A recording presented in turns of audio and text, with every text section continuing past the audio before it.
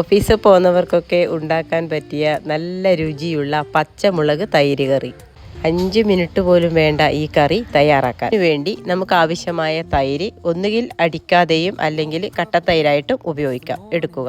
ഒരു പാത്രം അടുപ്പിൽ വെച്ച് അല്പം എണ്ണയൊഴിച്ച് കടുക് ഉലുവ ഇട്ട് പൊട്ടിയതിന് ശേഷം വറ്റൽമുളകും കറിവേപ്പിലയും ഇട്ട് വഴറ്റുക.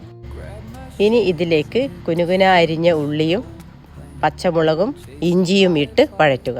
ഇതിലേക്ക് അല്പം കായപ്പൊടി ചേർക്കണം. എനിക്ക് പൊടിയില്ലാത്തത് കൊണ്ട് ഞാൻ കട്ടക്കായമാണ് എടുത്തത്. ഇതെല്ലാം ഒന്നുകൂടി നന്നായി ഇളക്കി ആവശ്യത്തിന് ഉപ്പും ചേർത്ത് നമ്മുടെ നേരത്തെ തയ്യാറാക്കി വെച്ച തൈരിലേക്ക് ആഡ് ചെയ്യുക.